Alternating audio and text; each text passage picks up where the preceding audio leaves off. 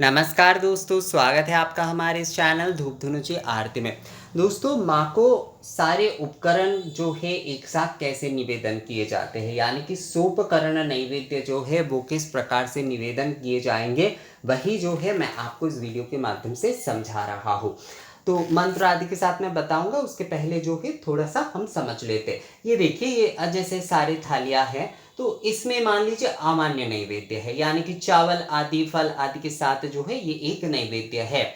घृत चावल आदि फल आदि के साथ ये अमान्य नैवेद्य, सूखे चावल का एक नैवेद्य है। ये शर्करा का नैवेद्य है, तो इस थाली में मान लीजिए शर्करा नैवेद्य है, यानी कि गुड़ बतासा आदि लाड़ू आदि ये सब कुछ लेकर जो है मिष्टान्न आदि शर्करा आदि लेकर उस थाली में जो है वो नैवेद्य है। और ये जो है धूप नैवेद्यम है, इसमें घृत आदि सामग्र आदि से हमने जो है धूप नैवेद्यम जो है वो लिया है। तो ये अमान्य नैवेद्यम हो गया। चावल आदि का नैवेद्य ये एक अलग तरीके का नैवेद्य होता है, वो शर्करा नैवेद्य हो रहा है, वो एक अलग तरीके का नैवेद्य। ये धूप नैवेद्य, तो ये भी जो है एक अलग तरीके का नैवेद्य हो रहा है। तो ये सारे नैवेद्य जब जो है हम एक साथ, यानी कि अमान्य नैवेद्य एक अलग प्रकार का नैवेद्य, शर्करा नैवेद्य, धूप नैवेद्य, तो ये सारे अलग अलग उपकरण के नैवेद्य, अमान्य एक अलग है, शर्करा एक अलग है, धूप नैवेद्य एक अलग है। तो ये सारे उपकरण हम एक साथ निवेदन जो करेंगे वही सोपकरण नैवेद्य होता है।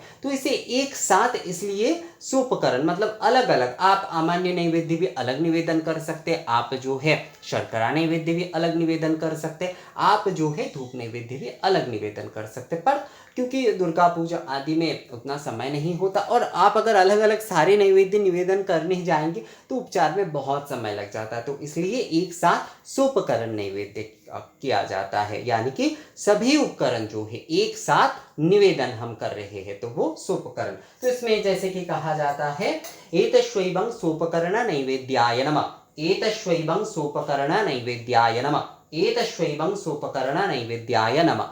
हर जितने भी नैवेद्य आदि पात्र है उसमें जल का छिड़काव देते हुए आपको बोलना है। सारे के सारे में जल का छिड़काव जाएगा, यानी कि किसी एक में नहीं, सब में जो है आपको एतश्वैवं सोपकरण नैवेद्याय नमः ये बोलते हुए जो है आपको 3 बार जो है एतश्वैवं सोपकरण नैवेद्याय नमः, एतश्वैवं सोपकरण नैवेद्याय नमः, सब में जो है आपको जल का छिड़काव करना है। अब पुष्प लेकर भी एकदम एक ही तरीके से जो है आपको बोलना है, एतगंध पुष्पे सोपकर्ण नैवेद्याय नमः, एतगंध पुष्पे सोपकर्ण नैवेद्याय नमः ये बोलते हुए जो है सब में आपको इस प्रकार से पुष्प देना है।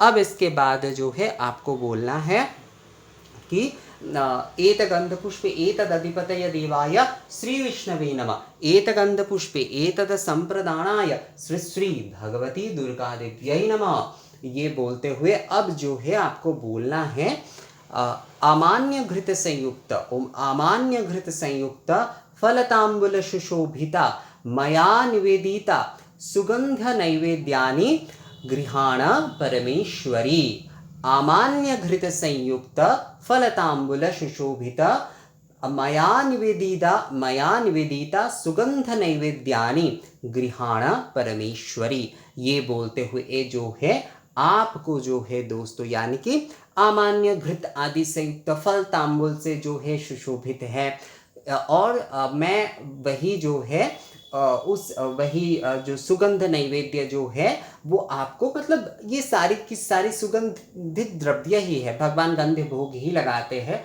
तो ये सारे के सारे सुगंधित द्रव्य ही है, फल मूल आदि, शर्करा आदि, चावल जो अमान्य है वो, धूप नैवेद्य आदि, ये सब कुछ सुगंध है।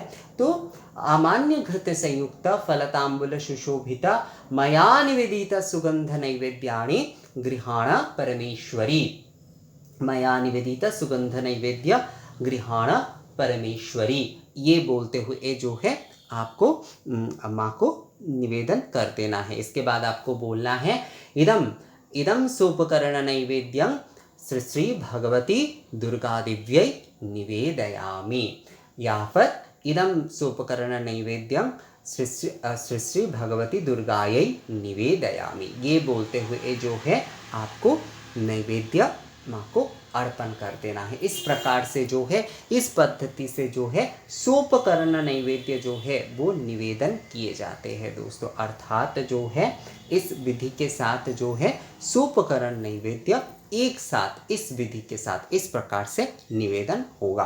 तो आप जब भी अलग अलग प्रकार के नैवेद्य आदि माँ को निवेदन कर रहे हैं तो इस विधि के साथ जो है आप नैवेद्य निवेदन करिए दोस्तों। तो सोपकर्ण नैवेद्य विधि किस प्रकार से जो है करना है, अलग अलग नैवेद्य आदि मंत्र के साथ किस प्रकार से निवेदन करना है, ये मुझे लगता है आप लोगों को समझ में आ गया है। तो दोस्तों अगर इस बारे में फिर भी आप लोगों को कोई सवाल आती है तो मुझे कमेंट्स करके ज़रूर पूछ सकते हैं, या फिर आप लोग मुझे मेल भी कर सकते हैं। मिलते हैं आपसे अगले वीडियो में, तब तक के लिए नमस्कार।